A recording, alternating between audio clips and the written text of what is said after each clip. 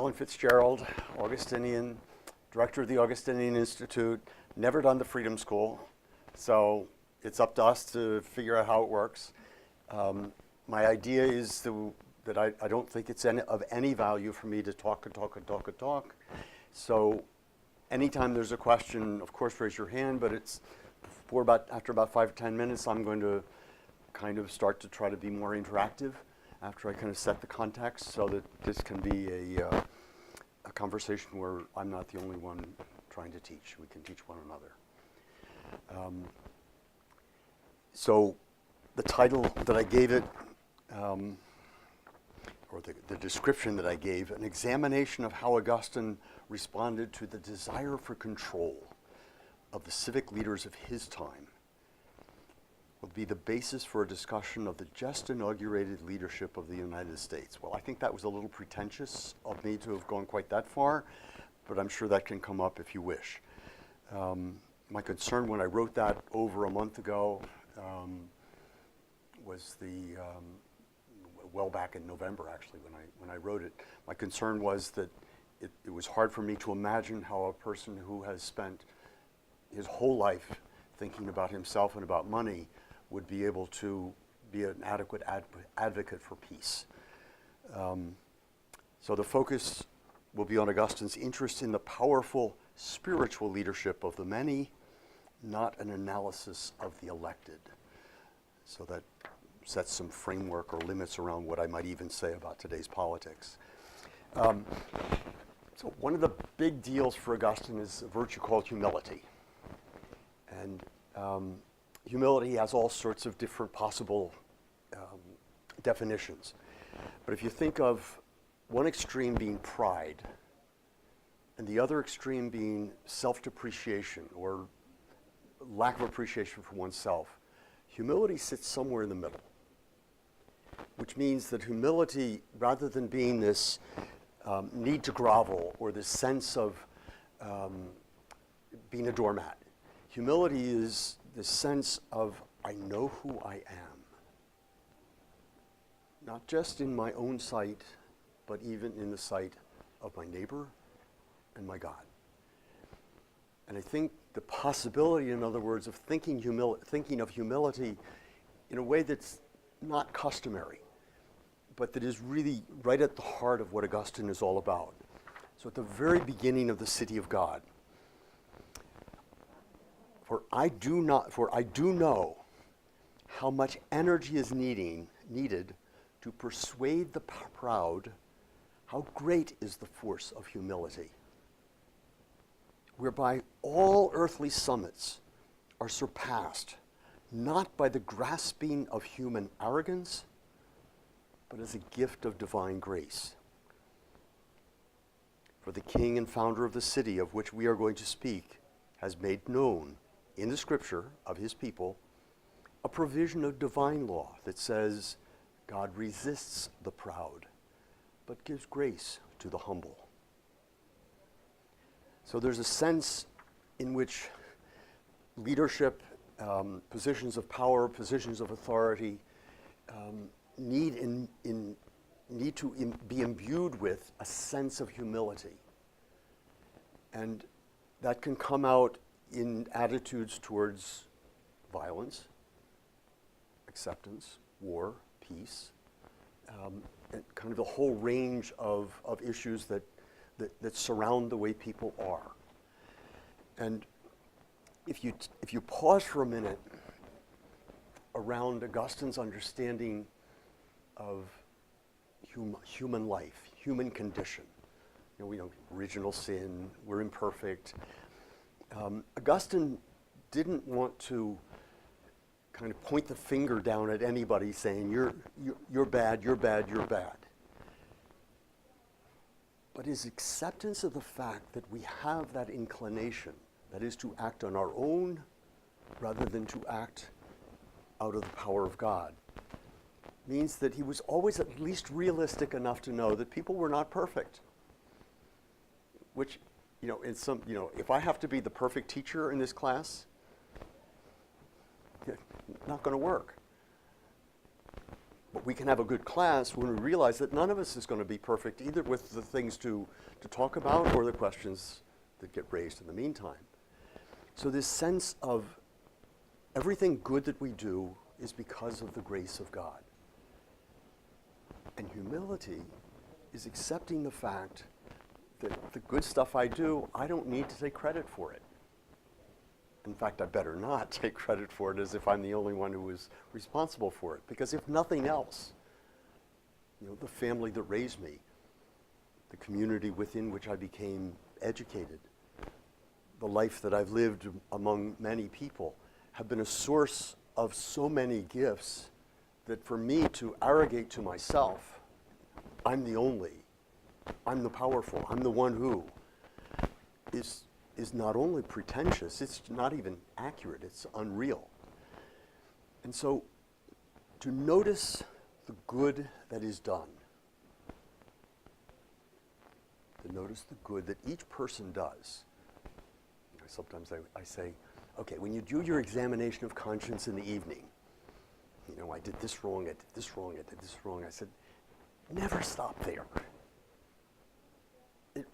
It's true. The things we did bad, the things that embarrassed us, the things that we wish we hadn't done, they weigh upon the mind. And sometimes that's the only place the attention goes. But to pay attention to the good stuff is really to pay attention to how has God been acting in my life at this moment, on this day. So I do my, here are my sins, forgive me. What have you been doing in my life? What are you telling me through the good things that I've done about myself?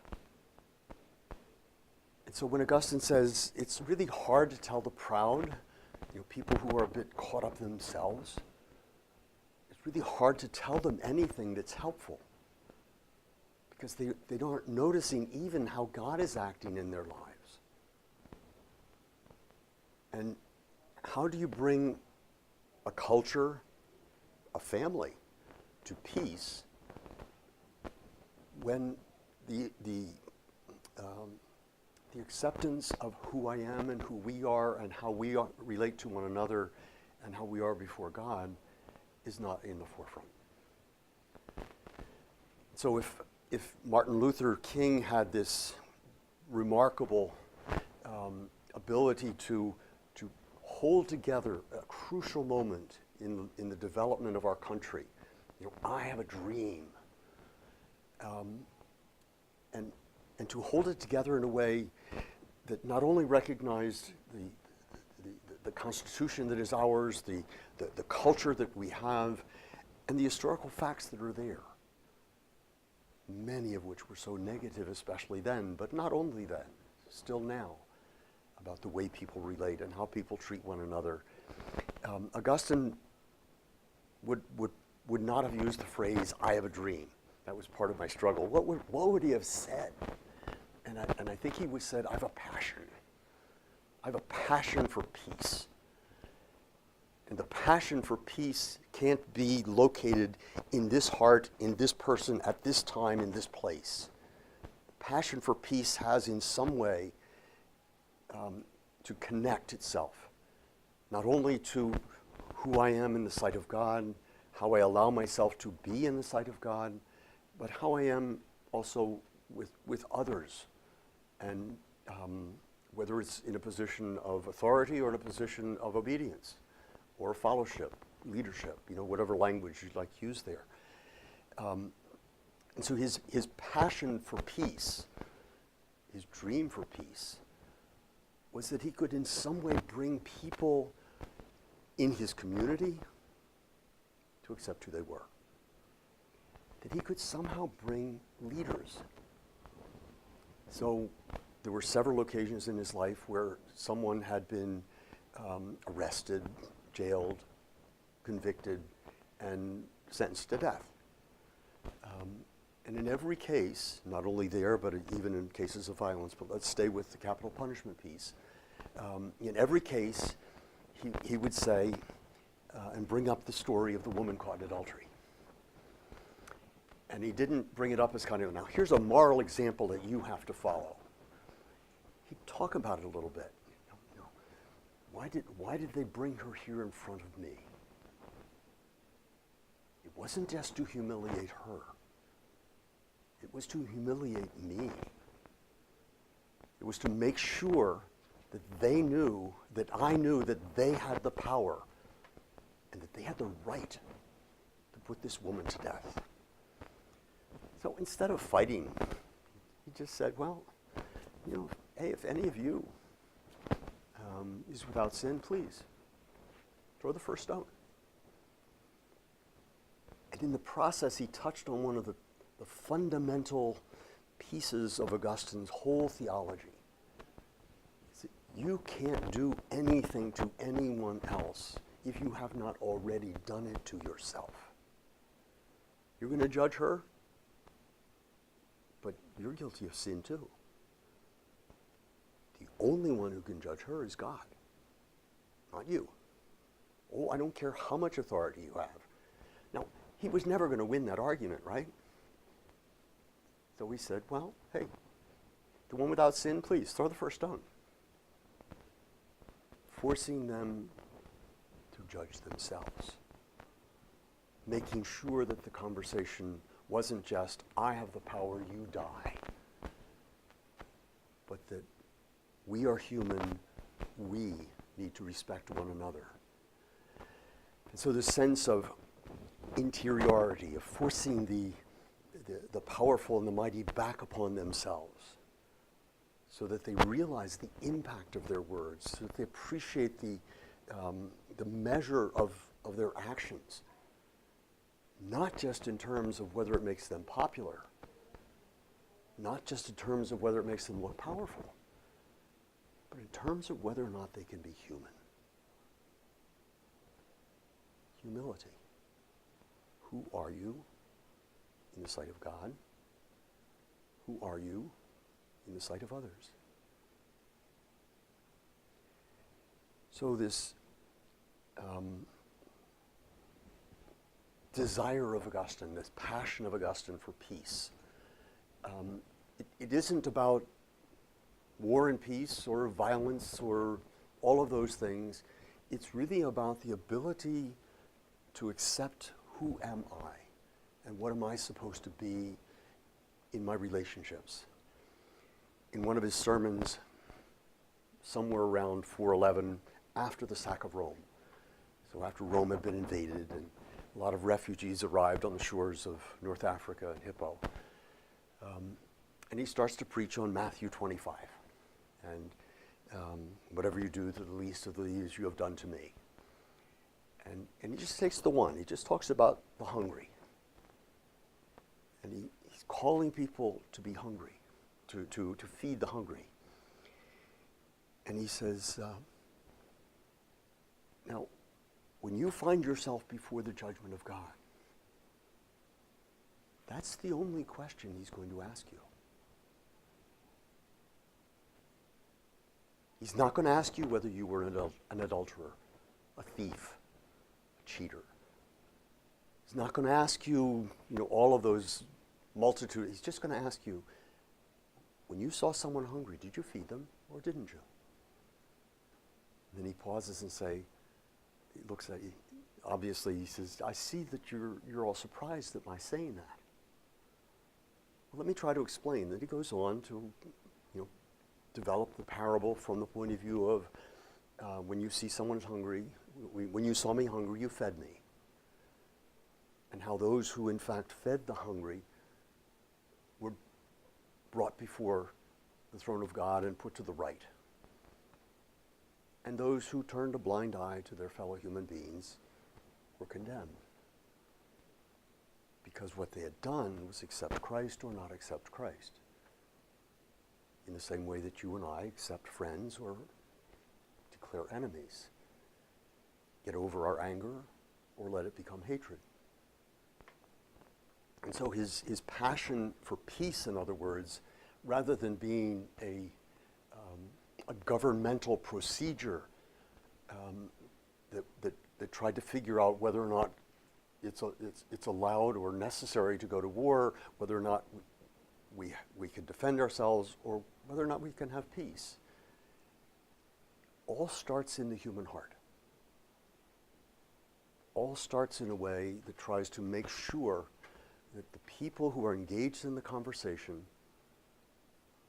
are people who know who they are and address others for who they are. So I actually went 15 minutes, but comments, questions, observations.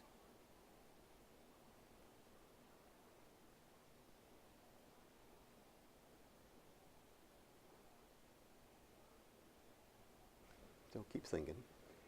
You've heard it said that Augustine has a just war theory. Augustine has no just war theory. Any professor on this campus ever tells you that Augustine has a just war theory, say, that is nonsense, he does not. Thomas Aquinas has a just war theory. Augustine does not. Is it true that you can cite here and there and take from various places in Augustine and kind of cobble together something that looks like what Thomas Aquinas was trying to say and do? Yes. So can you kind of build this shaky structure that says Augustine is like Thomas? Yeah, that's what happened. But Augustine's questions were not Thomas's questions. And Augustine doesn't really have a just peace theory either, because the problem here is the word theory. And you can often find places in Augustine where he not only says if you are a legitimate authority and you find yourself in danger, you have the right to defend yourself, and you have the right to go to war, but war is only so that there might be peace, not so that there would be, so that you have greater possessions or even greater security. War is only and always a means to peace. So the problem here isn't whether or not Augustine has a theory of war or peace. The problem is, how do you try to pull together an attitude towards humanity and the fallenness of humanity and the pride, the selfishness of some over and against those who are more gentle and humane? And it's like, how do you balance this ability of a human being to be at war or to be at peace? And he will always do that in the way I began. That is, he will turn people back upon themselves and turn communities back upon themselves, so that the question isn't who has the power, but what is the real danger, and what is the best way out of these circumstances to bring about circumstances where people enjoy peace. That's kind of like the academic side to what I started with. So in the city of God, it would be wrong to say that the things that this city,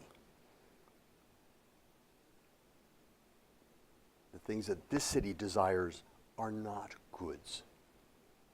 That is the human earthly city. For even this city, in its own human fashion, is better when it has these goods. For it desires a sort of earthly peace, and it is just that peace which it wants to achieve by waging war. For if it triumphs and there is no one left to resist it, there will be peace, which the opposing parties did not have as long as they were fighting one another in their wretched need over things that they could not both possess at the same time. So he's talking about greed and avarice and, no, what you want, what you have is mine. No, what I have is not yours. That sort of stuff. It is for this peace that grueling wars are fought. It is this peace that supposedly glorious victory obtains, supposedly.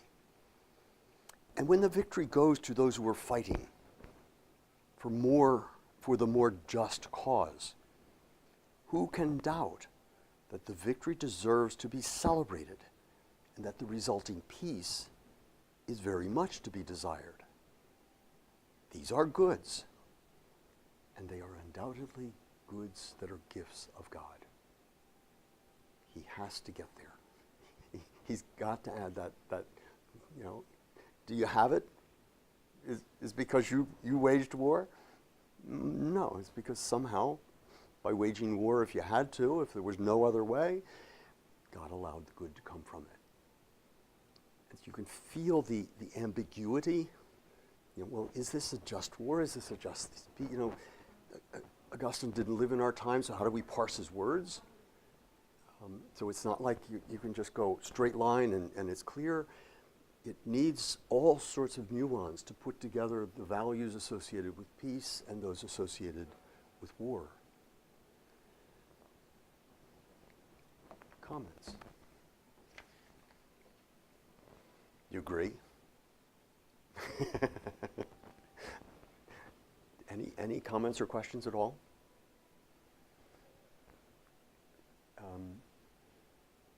So I'll tell you, my expectation was that people were going to be a little bit surprised at what I was saying. And I'm glad to see that you know Augustine well enough that you're not. Is that an accurate statement? Were you surprised at all what I was saying? I mean, we had Augustine in our ancient school Right. this past semester, so what you said makes sense. I mean, it is true that it's not something that's normally put out there very often. We had a lecturer come here on campus about 2 months ago for the inauguration of the doctoral program in theology, and delightful woman, good scholar. Were you there? And towards at the end, I got up and I said, he didn't really have a theory of just war. And she was, with enormous graciousness, she recognized that she knew who I was, first of all, but she recognized that she wasn't the ultimate authority on this. And about a week later, she sent me an email, thanking me for the work that I had done and that she had used a lot of, and for my question.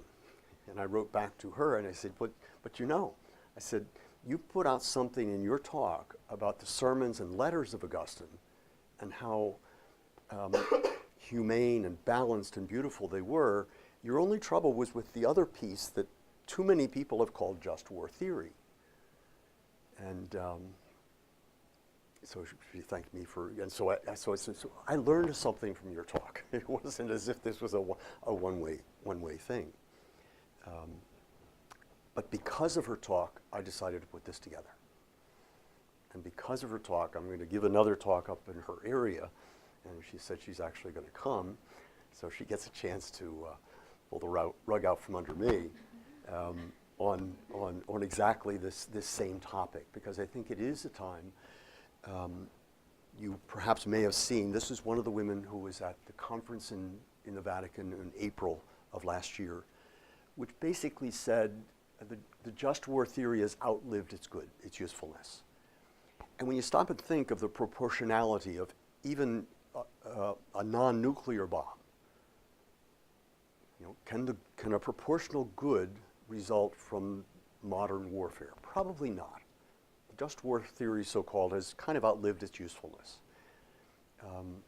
We shouldn't throw it away just because it's part of human history, and it is useful. But this sense of now having to move toward what Pope Francis spoke of on January 1st in his letter for the World Day of Peace, an active non-violence. And that's where I find my challenges at the moment. How do I pull out of Augustine?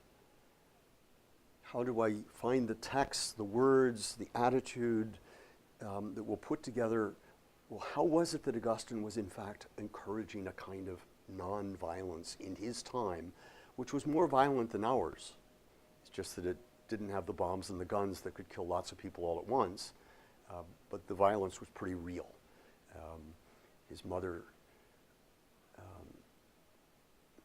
people were always surprised that his mother did not bear the signs of the blows of her husband. And Augustine explained she had learned that her husband, a very irascible, violent man, she had learned how to make sure not to talk to him when he was mad. To wait for the time that, because too many other women did bear the signs of violence from their home. Violence was not just something waged outside. Violence was a much too frequent occurrence on a daily basis. And so this sense of how to read 21st century world and 5th century world in terms of how do we actively pursue an attitude toward others and towards issues that is nonviolent. And that's where eventually my studies have to take me. I'm not there yet. Any suggestions? I'm open. Be lots of fun. Suggestions, no questions. I understand and picking up around the act of nonviolence, but then in the face of so much discontent and violence, where does the line draw as someone who has power? Like when you say you'll be judged on if you help those feed the poor, Yes. and help those that are less fortunate. Like where is the right place for us to step in and help them versus the choose nonviolence and allow atrocities to happen? Does that mean I think it feels like it's in conflict. Yes. And if you or I is merely a pacifist, that's not going to work. Pacifism, in fact, cannot work. But Martin Luther King and who knows how many other took a lot of blows that in most cases were not lethal, thank God. But some people died because of, and so people do die. It's the refusal to think that a violent intervention is the only way to solve a problem. And so part of my study of Augustine has discovered that at a time when this other group of Christians in his city, who were the majority, were very violent toward Catholics, there came a point in about 395 and then another more serious one in 405 when the secular authority intervened and said, if such and such happens, you will be fined X amount. Well, in 405, their churches were taken away. Their freedom to be this other kind of Christian was legally, not practically, but legally removed. And instead of Augustine going, we won, we got him, he would constantly write back to the magistrates, say, you've done this, you must not subject them to torture or capital punishment. Meaning, this desire for peace must not be vindictive or retributive, which is a problem with our criminal justice system. Too often we put people in prison because, they've harmed the society. Put them over there so we can forget about them. And we do forget about them. So this active nonviolence doesn't mean giving in or giving the impression that we've forgiven somebody who hasn't asked for forgiveness where they need to.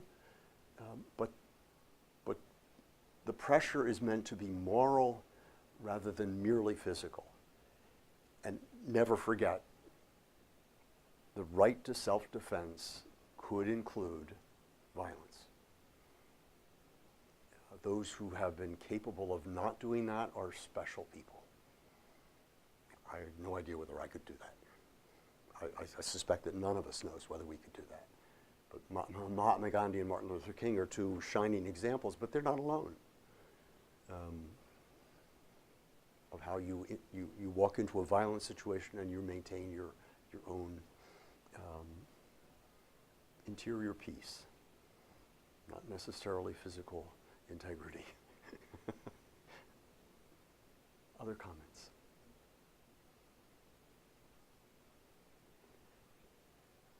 So I started off talking about, thinking about how do I know myself? How do I know who I am? And I think an interesting question that has no immediate answer for anybody, but it's a question, if you ask it over a period of time, you begin to kind of hone in on the answer to it. And it's a question that is meant to provide not only a result of humility, but a process toward humility. And it's, what does God love about me? What does God love about you? Because now, instead of, kind of putting in a balance the things that I see are good, the things that I see are bad, inevitably is influenced by what the society is telling us. And society, can be a very poor indicator of what's right or wrong, because there are fashions and modes and, words you use, words you don't use, and things like that. So trying to find a surefire way is to notice the good things that you do, because those good things that any person does are because of the grace of God. And so it's a way of saying, look what God is doing in my life. And a snapshot never works. At any one moment, we're going to mess it up. I don't care who you are. But over a period of time, of saying, well, what does God love about me? And not saying, how could I know? But saying, well, look at what happened. Because I said something, or because I didn't say something. Some good that came out of of the way I was in a place, or the way I acted, or the thought that I had if I had to speak, is a way of trying to measure, well, what is it that God loves about me? Because if I know what God loves about me, that's what I want to love about me. As silly as it sounds. And so that becomes a way of being neither too self-depreciating or too proud, but with a chance of some kind of balance in between those extremes, which sooner or later is going to be called humility. And so it's all right to call oneself humble. You heard the phrase, if you say you're humble, that means you're proud. No, because humility is not the opposite of pride. The opposite of pride is putting yourself down. Humility sits there comfortably somewhere in between this self-depreciation and self-aggrandizement, arrogance. So, Augustine's dream for peace, he never saw it in his lifetime any more than Martin Luther King saw his dream in his lifetime. And we haven't seen either of those dreams realized either. But I thought it would be worthwhile to at least throw that out there as a way to celebrate Martin Luther King. Yes? What is the connection that you're making between humility and peace? Between humility and peace, that is, if I am comfortable with who I am, I radiate peace. And I create peace in others because I'm not trying to impose or superimpose myself on someone else. I'm inviting them to something. I'm trying to notice in them the things that I've discovered in me. If I'm looking for my gifts and the good of God in me, I'm going to look for God's gifts in you. And it ends up being not a snapshot, got it, I know who you are, because none of us stay the same. But it becomes a whole process of how I look someone else in the eye, whether I hold the door, the circumstances, the context within which I come to know myself is a context within which I can therefore create a relationship that is real.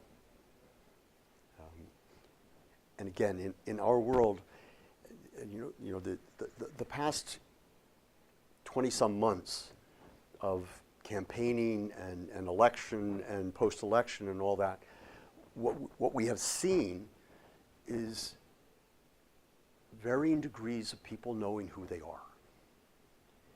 And the fact that the votes went the way the votes went didn't have the same thing to do with any one group of people. 52% of Catholics voted for Donald Trump. Why? Because he's a great person. Because he's going to change would be a more likely answer. They wanted to change. Okay, we got it. But most of those were because he has the power to appoint another Supreme Court justice. And therefore, Roe v. Wade somehow is going to restore the right to life to everybody. I'm a little skeptical of that because change in a law doesn't automatically bring the change in people. So was this an election about Hillary or Donald? Or was it an election about us? Or were we so angry we couldn't put things in context? We couldn't talk, even if we were husband and wife, as too often happened. And so we never got a chance to appreciate, well, why would you do this or why would you do that? The number of conversations I had with people who were supporters of Donald Trump was almost nil. And I would be willing to bet that happened, well, I know several families where they couldn't talk. And so this sense of humility as at the base not only of Augustine's thinking, but really at the base of the problem where we find ourselves is that we are not a humble country. Too many people bought into the fact that somehow if we become more isolationist, we're better off. If we just keep all these other people away, we'll be better off. And that's not only likely to lead to dissension, difficulty, but it's likely to lead to war, not peace, no matter who the president happens to be. So, how does one evaluate the understanding that Augustine had of human beings in the larger context, whether it's economic or political or international? That was why I put that particular framing on the question, that it seemed to me that it wasn't up to me to judge people, Donald, Hillary, or the others, but to notice how little happened across the aisle, even from one side of the bed to the other. It was startlingly difficult. It was a long answer to a short question. I'm sorry. Any other comments?